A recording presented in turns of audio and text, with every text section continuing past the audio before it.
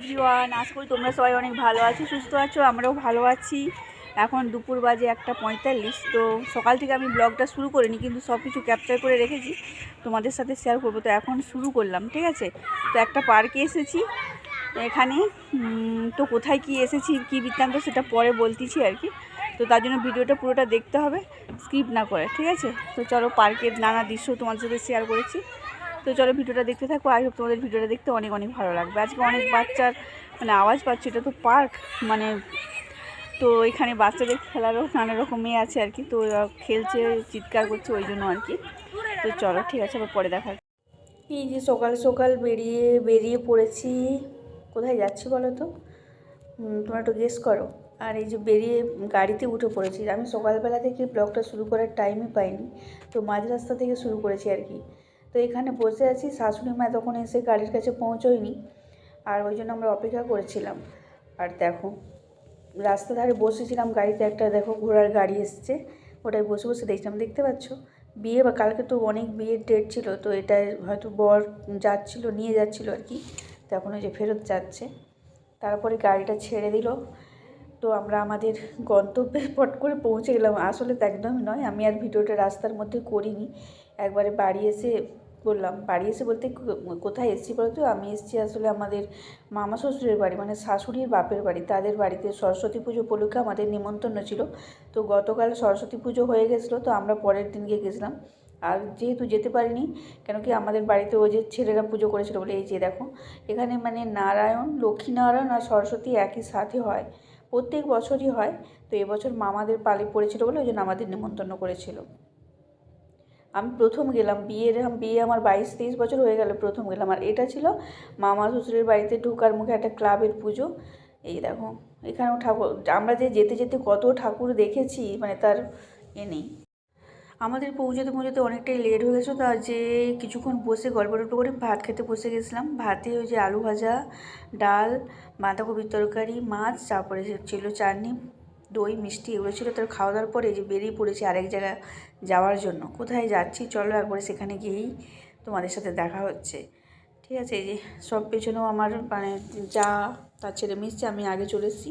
এই যে দেখো পৌঁছেই গেছি।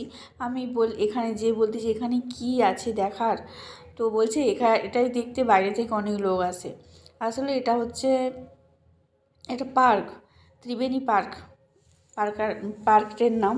আর এই মাঝখানে একটা জলাশয়ের মতো আছে, ওখানে হচ্ছে যে কী বলে ওই বোটিং হয় এসব আর কি। আর চারদিকটা ঘেরা আর কি, বাগান আছে আর কি।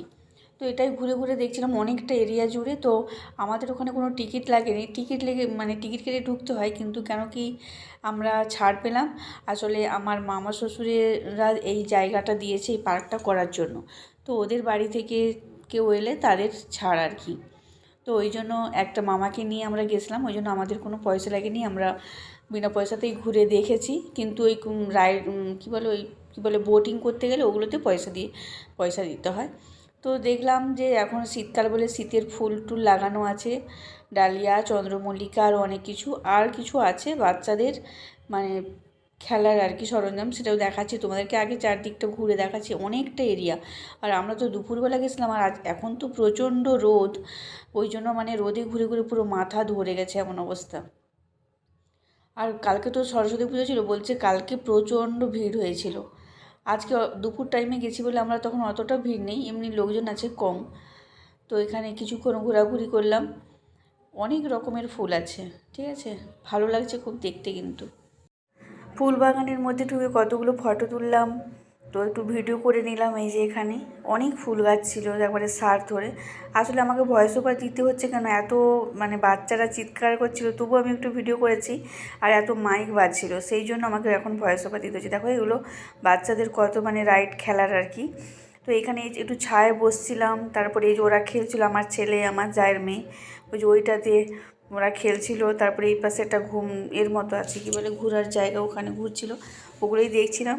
আর প্রচণ্ড তো রোদ ছিল, আমার এমনিতেই মাইগ্রেনের সমস্যা আছে, মাথায় রোদ রাখলেই হয়ে যায় আর কি, ঠিক আছে। এই যে এগুলোতে বাচ্চাদের আর কি, অনেক বাচ্চাদের, এই যে আমার ছেলে আর আমার জায়ের ছেলে, দুই ছেলে দেখো ছোটোবেলা ওদের ফিরে পেয়েছে, কীরকম খেলতিছে।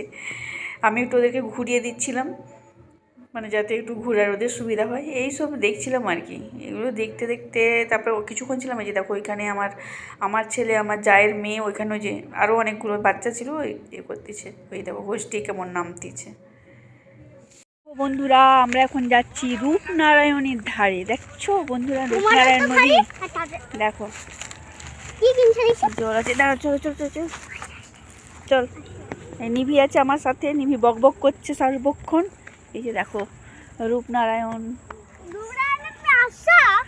হ্যাঁ এই দেখো বন্ধুরা পেছনে রূপনারায়ণকে রেখে এখন আবার এগিয়ে যাচ্ছি।